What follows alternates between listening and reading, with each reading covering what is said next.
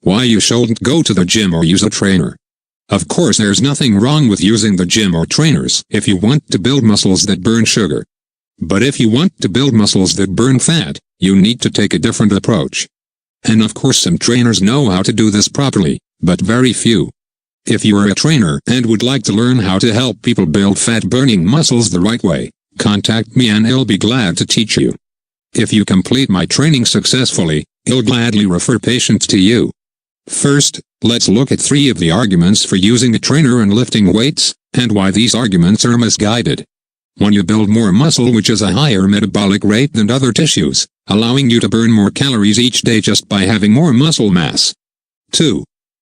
Working out hard at a high heart rate causes an afterburn effect, raising your overall metabolism for many hours after the workout is over.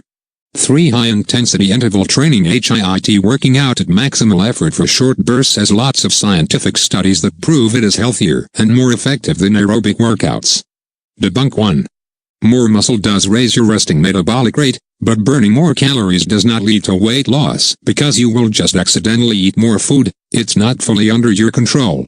Eating is a hormonally driven function that you can't control effectively enough to make a difference in your weight over the long term. Working out hard releases a hormone called cortisol that increases your appetite and causes sugar cravings. Debunk 2. The afterburn effect is true, but again, burning more calories will just make you hungrier, and you will invariably just eat more, keeping your weight about the same. Debunk 3. The studies that show HIIT is better for you than aerobics are misleading.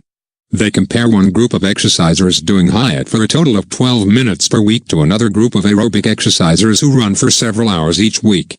The problem with this is that most runners train at too high of an intensity to be considered true aerobics. In other words, the runners were actually doing a lot of anaerobic exercise.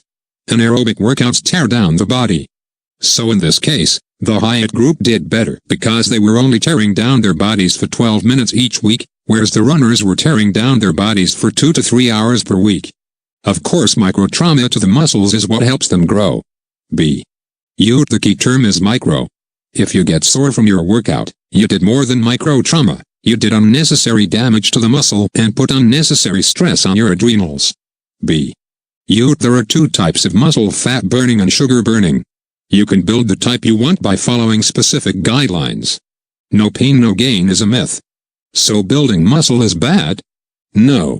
It depends on what kind of muscle you build and what purpose you are building it for. If your purpose is to burn fat, lose fat, and improve your health, then you have to build fat-burning muscle, not sugar-burning muscle. Building sugar-burning muscle would not only be counterproductive to your goal, but the process of creating it would make your health worse. What do you mean? How do we avoid building sugar-burning muscles? Exercising only a small portion of your body, like most weight training, stimulates the adrenals to overproduce cortisol and adrenaline, turns the sympathetic nervous system, fight or flight system way up, and specifically stimulates one set of nerves that turns the muscle being exercised into a sugar-burning muscle. Literally. Or if you were exercising the whole body at once like running, if you push too hard and put your body into oxygen debt, it has the same effect on the adrenals, sympathetic fight/flight system, and all the muscles turn into sugar burners. So to prevent this during a workout is twofold. 1. Work out the entire body at once. Don't spot exercise. 2. Exercise at your Goldilocks heart rate, not too fast, not too slow, so that you avoid building sugar-burning muscles and instead build fat-burning muscles. To do this you use the 180 formula. But planks and sit-ups and crunches and squats are all important and necessary to be healthy and strong, right? No, they are not necessary except temporarily in very rare circumstances. But they are okay to do just for fun, right? Not really. These spot exercises create sugar-burning muscles that fatigue after a few minutes. The core muscles, like the abdominals, need to contract almost continually all day long as you walk, bend, and otherwise move around. Building six-pack abs that fatigue in 2 minutes won't help you much in real life. They actually make it more likely to hurt your back. When I test frequent gym goers who lift heavy weights at the gym, they almost all have damaged muscles that are less stable than most old ladies.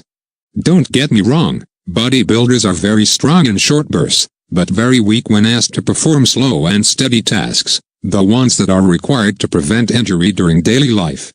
It sounds unbelievable, I too am surprised every time I examine a bodybuilder. So how do I build fat-burning muscle with lots of stamina? 1. Do whole body exercise like walking, running, swimming, rowing, or biking.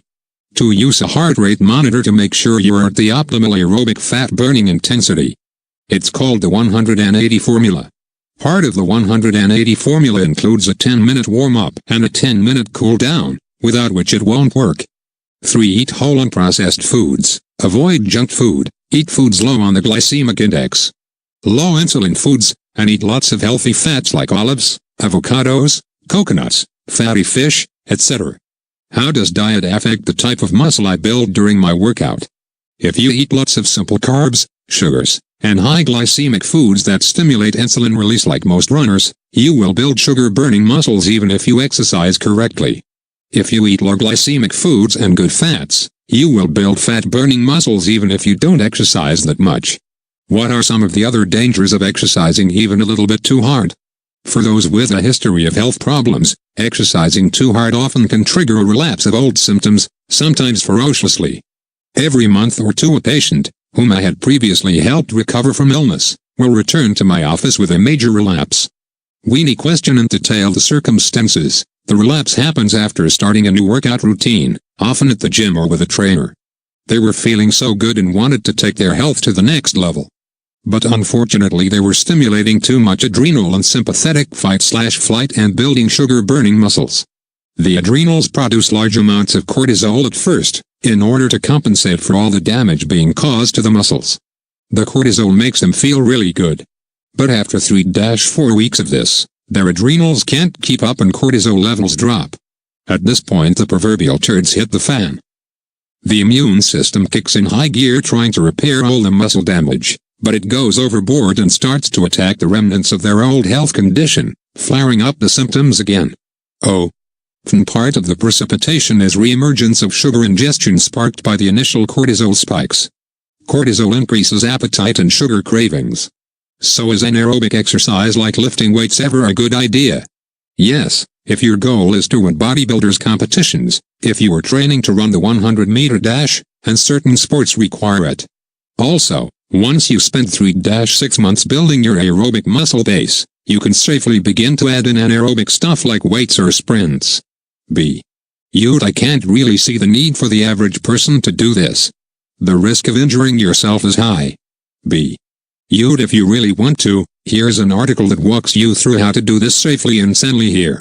So bottom line for trainers is 1. Build up the person's aerobic base first using the 180 formula with a heart rate monitor for 3-6 months.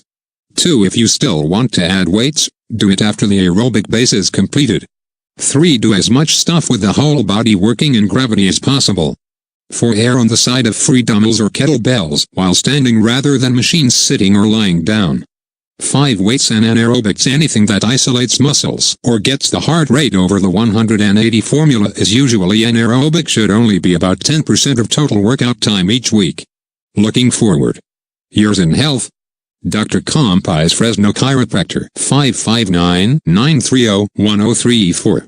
P.S. If you have the time, kindly give us a review in Google Maps https://goo.gl/73kz2r.